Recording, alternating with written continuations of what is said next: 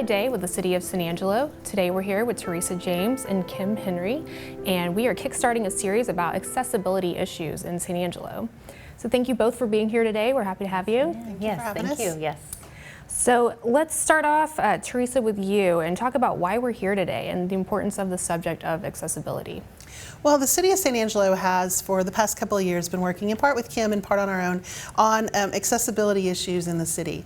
And in the 1990s, 1990 exactly, the Americans with Disabilities Act was passed. And under that act, there are requirements that facilities, both the city facilities, county facilities, and just general places where people go in public need to be accessible to people with disabilities. And so we've been really focusing on the city, but I'm getting a lot of questions on organizations that are not part of the city. And so Kim and I talked, and we wanted to together jointly talk about some of those issues that we're having and seeing, and see if we can provide some information to people.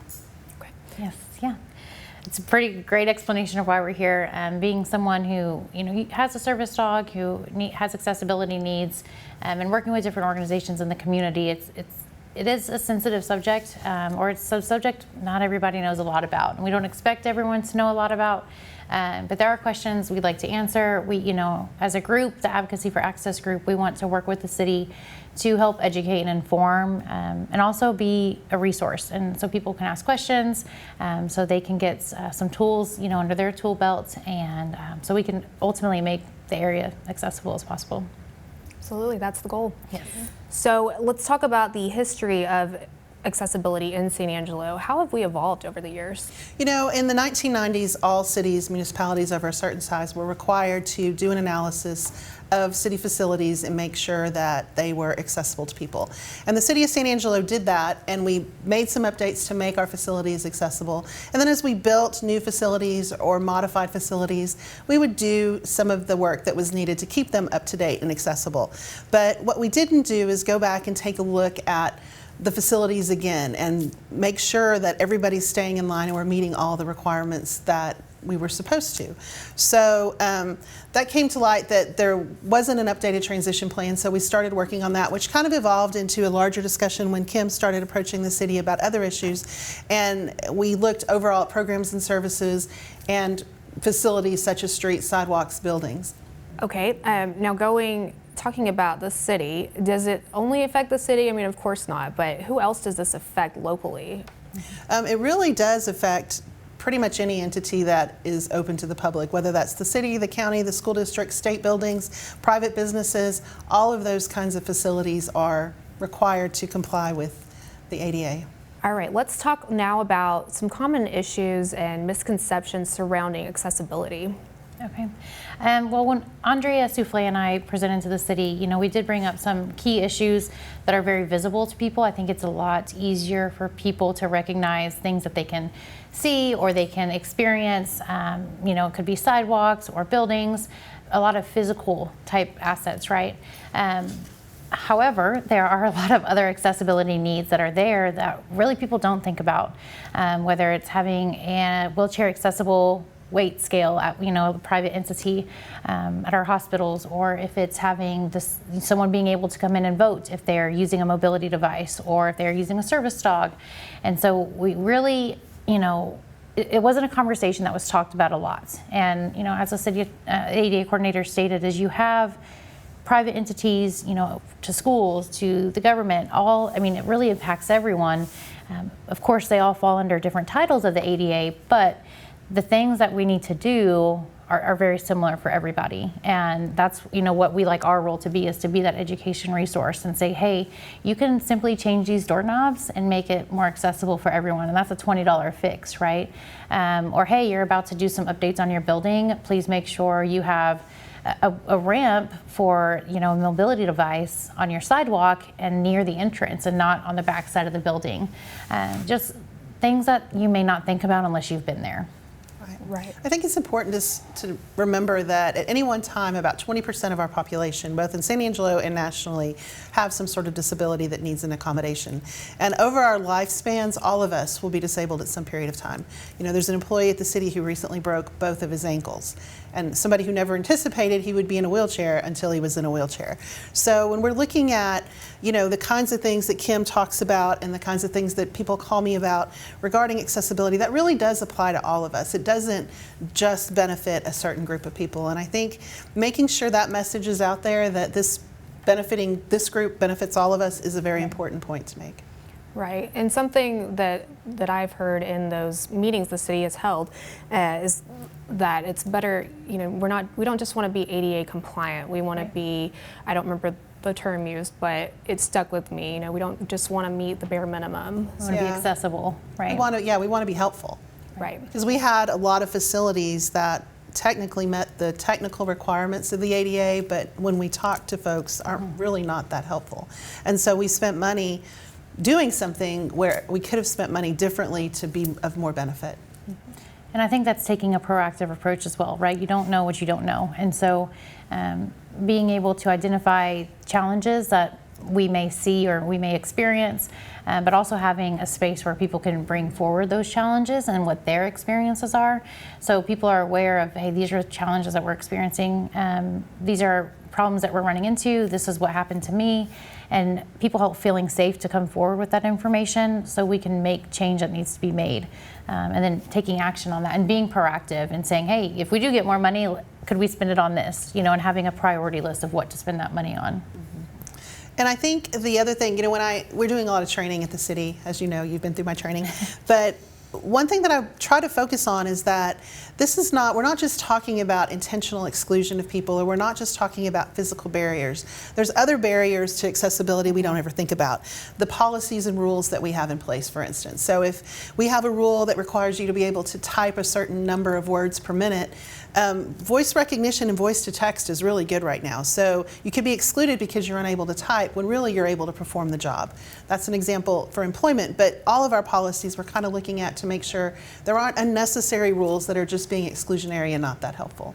I do want to mention that this was something I didn't know. You know, we're using this term accessible. So often we hear the term handicap. Can we talk about, is that an acceptable term, and why or why not?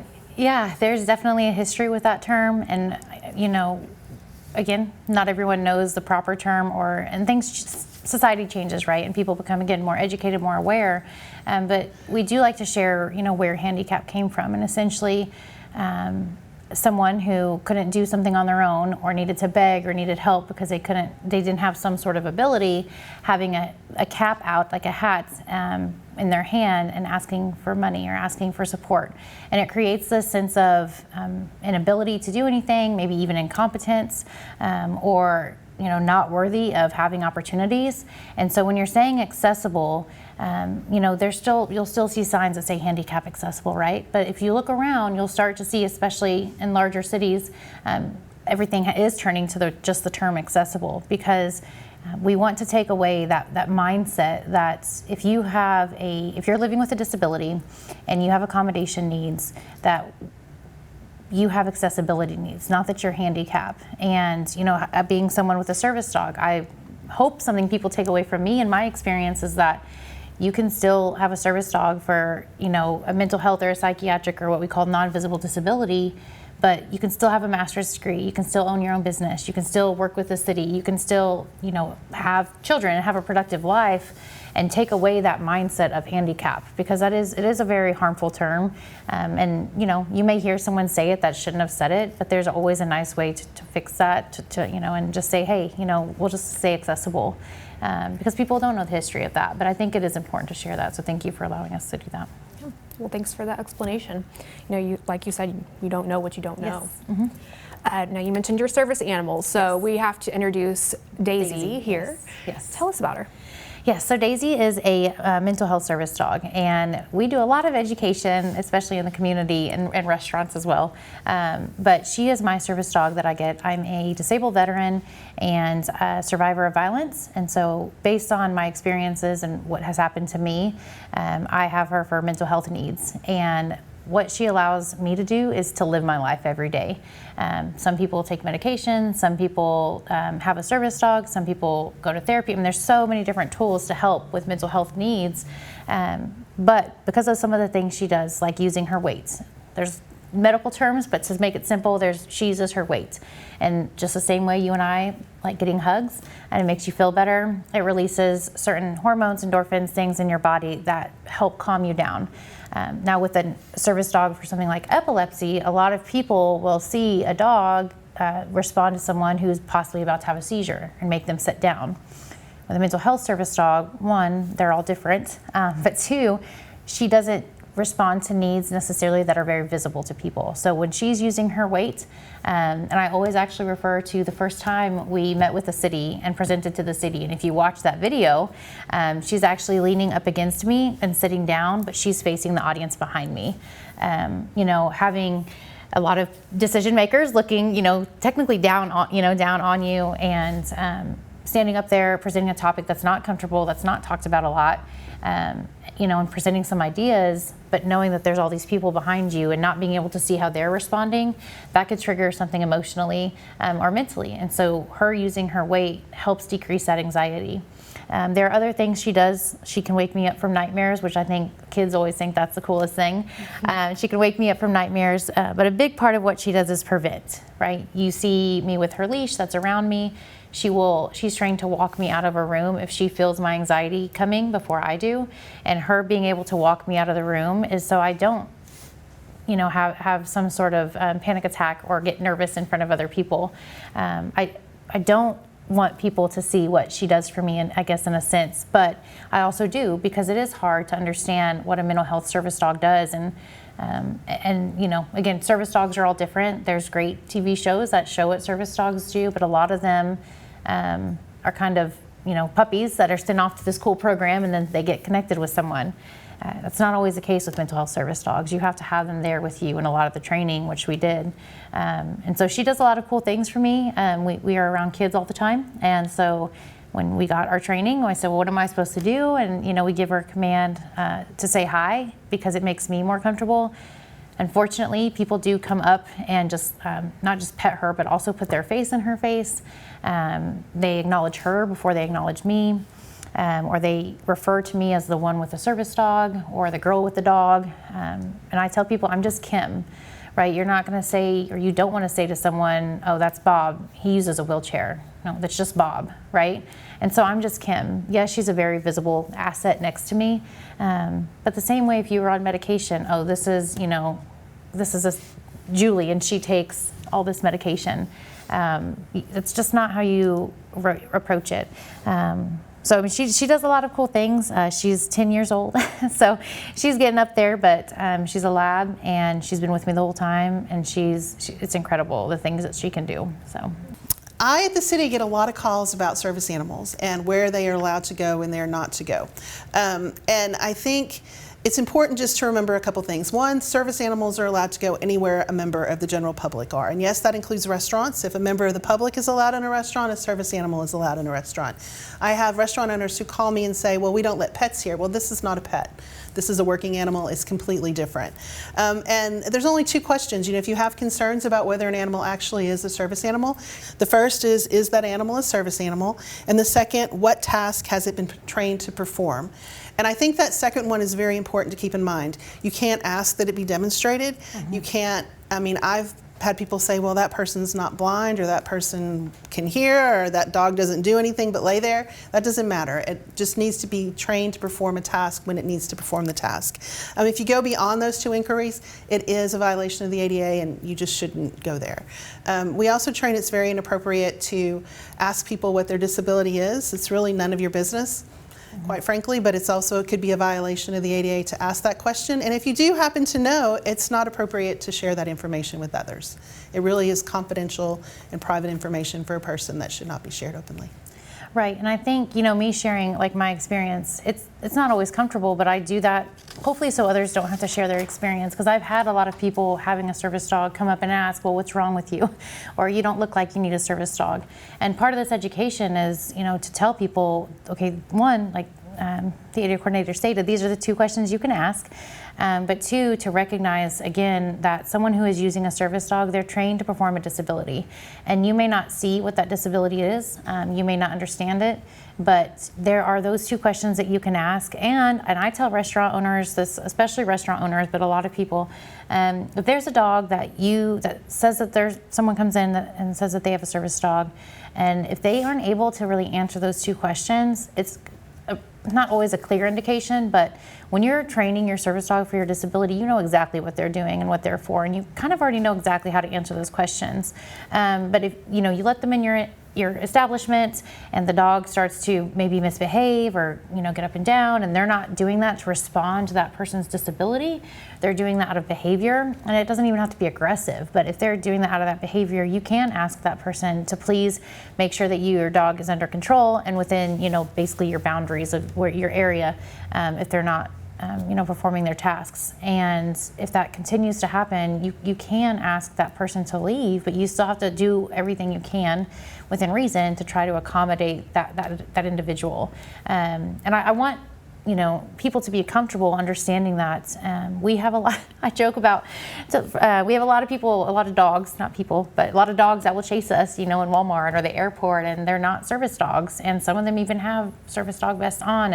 And I know people see that, right? And I know that people have those assumptions, but when you're trained and educated on what 2 questions to ask, don't be afraid to ask those questions. It's very important that people are asking those questions, and also that there's not a card. I get that question. I don't know if people have called you all the time. Yeah. I got a well, I need to see their card. Okay, well, I can give you her certificate. I can give her a little ID card, but there isn't technically an official registry for certified service dogs, because technically someone can train their own service dog, right? Again, not behavior-wise, but to be able to respond to a disability. Just because your dog is well behaved doesn't mean it's a service dog. And then there's programs where the training can happen, like we went through. However, that being said, you have to be able. When you have a service dog, it can be hard to communicate why you have that service dog, but recognizing that there is not a card that you present, and honestly being asked for a card and then being told, which has happened, well, everyone that comes in here with their service dog has a card. And I'm like, well, you can, okay, but how did they answer these questions? Well, we didn't ask those questions. And I'm like, did you ever have any problems with them? And well, yeah, one of them. And it does make things more difficult for me, but I understand the role that I have, and I understand how much in the public we are, and so I'd rather use that chance to educate, and that's why we're here, right, is to educate. Again, obviously very important, a priority, but I want entities, government, private, businesses, restaurants, facilities where you take your kids to know that you can ask those 2 questions, and if it's not a service dog and you're saying it is, it really makes it more difficult for everybody that needs to use one. Yeah, some of the other questions that I get asked is often about certification. The dog wasn't wearing a vest, or the dog didn't have a card. As Kim indicated, that's not a requirement. You can train your own service dog. And the other thing that I see happen, and I've seen happen with Kim and her dog, is that people interact with the dog like she said. And what we train at the city is that it's a working animal. And so it's a tool for her. It's not a pet. So there's no expectation. Like if I see you on the street and I see you with your dog, there's kind of a social expectation that I say hi to your dog when I say hi to you. We like dogs here. It's a different expectation when the dog is a working dog. And so allow them to work. If you want to pet the dog, I'm assuming you would prefer people ask you first? Yes. It's a big thing to always, actually kids are better sometimes at asking, just ask. Even if it's a stray, I mean, if you see someone with a stray dog, you're not just gonna walk up to them and pet them. But I'm telling you, it's almost because she has a service dog vest on, I think people sometimes assume, oh, she's well trained, she won't do anything. She's still my service dog, and she's not aggressive, but she is there to protect me in a sense of taking, responding to my disabilities. But being able to ask, hey, may I pet your service dog? And there are many times where I say, no, not right now. And people they kind of respond like defeated or disappointed, and it can be, kind of frustrating, like, well, she's not here for your enjoyment. And I've had to kind of say that a couple times, but there are times, especially with kids, is if I feel like, if I'm okay and I know it, I can tell her that I'm okay, I give her a command to say hi, and I tell them you can pet her on the head, and that's fine. And it does make me feel more in control being in an environment, a culture where people don't see service dogs a lot. So it allows me to feel more in control of me and her in the situation, and her recognizing that, I'm okay. But again, she'll use her weight and lean on me as a way of saying I'm still right here. So it's pretty cool. So the other question I'm often asked is, do I have to always allow them? And I think Kim has spoken about some of the situations where you do not have to allow a dog. If it's not housebroken, you can ask the dog to leave. We train our employees, you still need to handle the customer and make sure the customer gets their needs met. If the dog is disruptive, like she said. But you can ask the dog to be leashed unless the leash would interfere with the ability of the dog to do its job. So having leashed pets is appropriate. I also get asked, well, what about if it's a bird, or if it's a snake, or if it's, whatever other animal people like to carry around? And per the definitions of service animal for right now, it's basically dogs, sometimes miniature horses.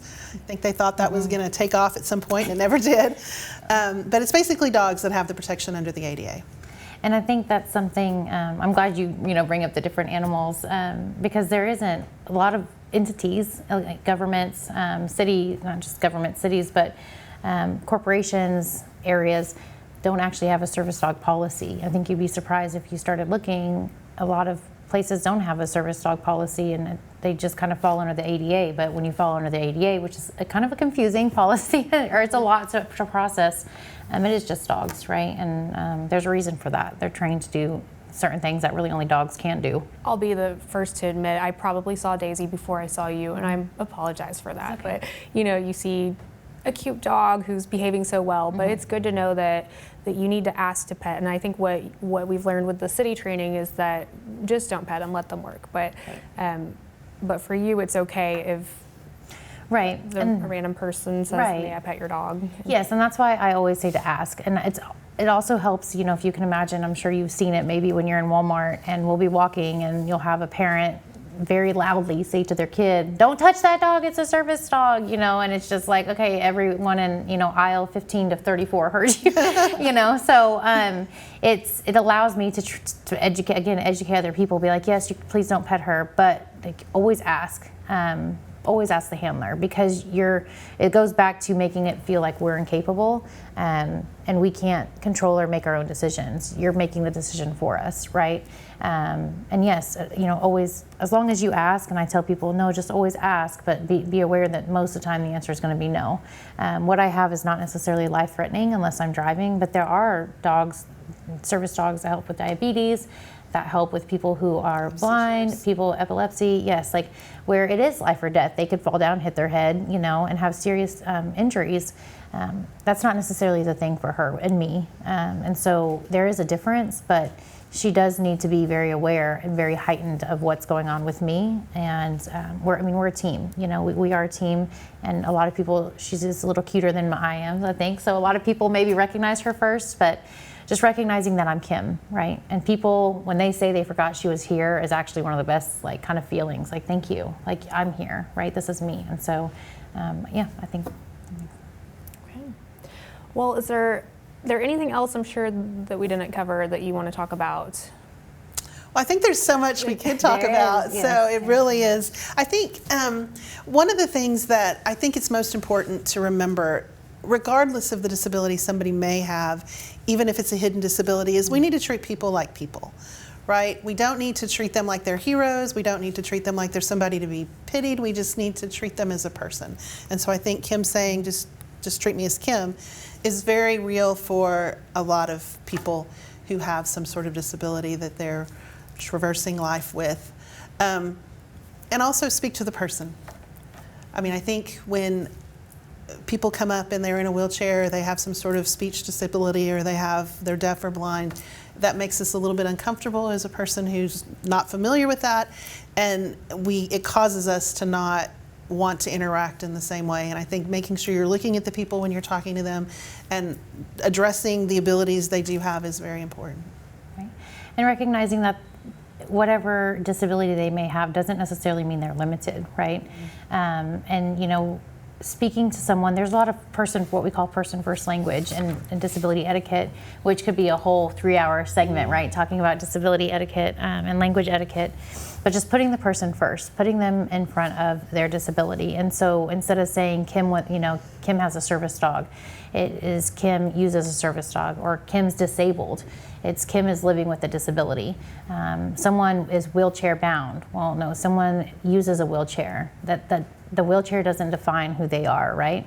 And so just framing certain terms and phrases, which does take practice. But even Daisy, she has a patch on there that says not all disabilities are visible, and it's teal. And anybody could look up what a teal ribbon symbolizes, but. We don't say, it's that they're non-visible. It's not that they're invisible, because they're definitely there, but they're not necessarily visible. Or, I know using the word hidden, we're not necessarily hiding them. It's just that they're non-visible, and which I know may make it harder for others to acknowledge or understand. But using those terms, again, like this person is living with a disability, or this person uses a wheelchair, or this person is hard of hearing, rather than kind of saying their name and putting an ED at the end. So Kim is disabled, or she's blind. And a lot of times when you hear those words, you sometimes hear the word just, like, oh, well, she's just this. And you're minimizing that disability for that person and how much it impacts their life and the needs that they have. And also limiting, again, what they're capable of doing, So how can people get a hold of y'all if they have questions or comments? Well, as the ADA coordinator for the City of San Angelo, you can reach me a number of ways. One, you can go on the city website, cosatx.us/ADA, and there are online forms. My phone number's there, my email's there. All of those are ways that you can contact me. Yes. And with us, the San Angelo Advocacy for Access group that I chair, and Andrea Souffle, who's the co-chair, we are on social media. So we have a Facebook page with our contact information. And we also use Wavelo, which is an app that you can use to communicate with people who use ASL to communicate. It has a sign language interpreter there. And so we both have the app Wavelo downloaded. We have other interpreters, and we have people on our team who know how to use communication technology and devices. So there's really a number of ways to get in touch with us, but a lot of that we put on social media because it's the most accessible tool. So thank you again for being here. Yes. And we will continue this next time. For the City of San Angelo, I am Lorelei Day.